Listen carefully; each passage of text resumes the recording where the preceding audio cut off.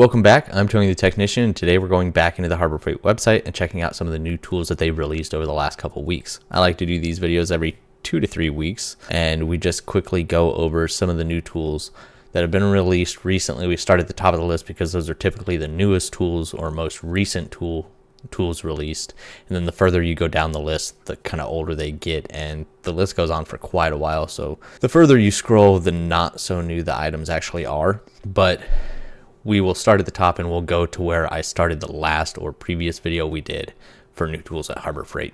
So the first one up here is Quinn, and here they have a 3/4 inch drive socket accessory kit. This is a 5-piece set for $45. I am not one that uses 3/4 inch or 1 inch tools, but I do know a lot of people that ask about it on my channel when I do tool reviews, things like that, about 3/4 inch and 1 inch tools, especially like when I'm looking at Tecton stuff. And I know way back when they didn't really have anything, and now they've started producing more. There's a lot of people out there looking for this 3/4 inch and 1 inch stuff that work on heavy duty equipment. And so it is nice to see some of that stuff being released here at Harbor Freight. I know a lot of people that maybe work on a farm or work on their own equipment that require these 3/4 inch or 1 inch tools. But if you guys have ever looked at those tools, they are not cheap. Like, no matter what brand you go with, they can be pretty expensive to really, really expensive for basic things. So no matter what you're getting, it's quite expensive. So while you think $45 is a lot for this 5-piece set, probably one of the best price sets out there. There aren't a whole lot of options compared to your standard 3 drive sizes. So $45 I wouldn't say is bad. Once again, I'm not one that uses 3/4 inch drive, but I do like what they've done with Quinn. I think they've done a good job with them and kind of moved them away from being so similar to Pittsburgh. And now they're kind of releasing Quinn stuff over the last couple of years that have been really improved upon and releasing newer, better things. So even though this isn't something that I would ever use or plan on using, I'm sure a lot of people will be happy to see it. And with this set, you're getting 3 extensions. Looks like an adapter reducer from 3/4 inch to 1/2 inch, and then a universal joint as well. So very basic, but very handy tools. In, the lower drive sizes, you're probably looking at like a $20 to $30 set maybe. And so $45 for this larger stuff isn't terrible. The extensions are 4-inch, 6-inch, and 8-inch. There's a little bit of information there if you guys would like to pause and read that. But moving right along, the next item up is the Bauer dust collector with 2-micron canister filter at $450. Now, Harbor Freight does have quite a few different dust collectors available, from smaller little 5-gallon bucket ones up to these 35-gallon, which I believe is what this is. Yeah, 35-gallon. They also have this same thing available from Central Machinery, a little bit different filtration. I think that one's 5 microns and a little bit more CFM, but this one's got a little bit lower CFM, but has a little bit better filter on it for collecting smaller dust particles. 98% efficient down to 2 microns, 1200 CFM. There's just a little bit of information if you guys would like to pause and look at that. It's actually a pretty nice little setup if you're one that would get use out of this. This is $450. I think their Central Machinery one is like $300, and then they have smaller ones as well. Here's a couple of the smaller ones. Like, here's the 5-gallon bucket one for $40. Here's a 13-gallon 1 horsepower one for $120. And they do have others available. It just constantly changes. Next up, they've released a Chief 4-inch cutoff wheel set. This is a 5-pack for $7.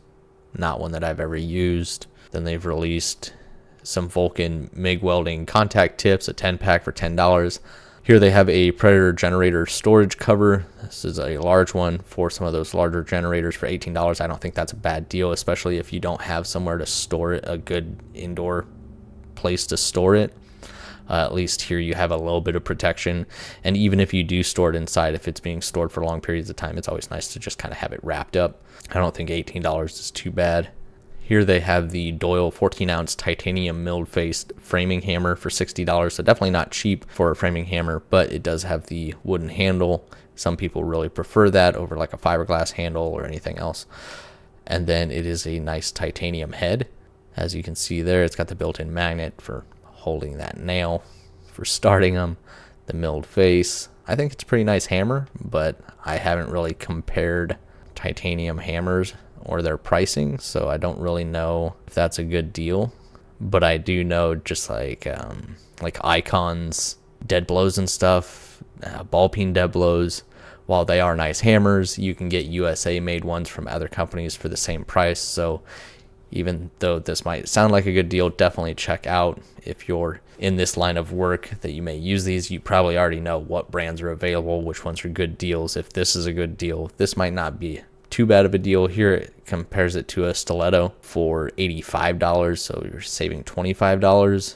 But I'm sure there are a couple hammer brands out there that are quite a bit better than this one here. But this is another Doyle product, and it seems like a nice product. I just don't know how it fares as far as pricing.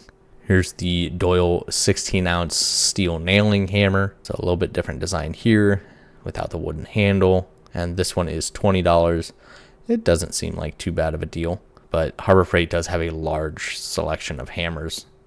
And if you're looking for cheap hammers, especially like dead blows and stuff, I wouldn't even bother with the Icon ones. Just get the cheap Pittsburgh ones if you know you're going to be destroying these things, because you can just easily replace it. And I know a lot of people that use them in the professional field and just, swap them when they need them. So if you're looking for a cheap option, there are some that are definitely worth it.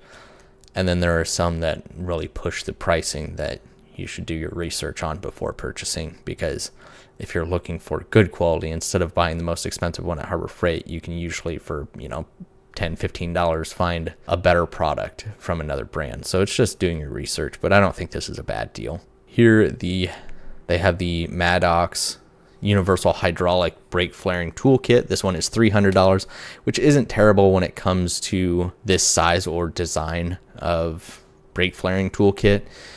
You can get cheap ones. If you're just doing a brake line here and there, then something like this isn't going to be something that you're going to go after. But if you're someone that constantly does their own lines, this can be definitely a handy tool. It makes it a lot easier when doing multiple lines, especially multiple lines of different styles of flarings. And this is a pretty nice little complete kit for different size lines and different styles of those flares. So I think it's a good one for the price. But once again, I haven't recently looked at these hydraulic ones compared to other brands recently. Here they compare it to the Master Cool at $330. So really not a whole bunch of savings there. But I don't know if I've really looked at the Master Cool before. Here you can see everything: push connect flares, single and double 45-degree flares, metric double flares, GM fuel lines, GM transcooler lines. It's great for copper, aluminum, steel, brass, basically any of the lines that you would need, and just a little bit of the features down here if you want to read that. But I don't think it's a bad deal. Not something that your weekend warrior DIYer is really going to be going after unless you do a lot of work with lines and stuff. Next up is a pretty cool one.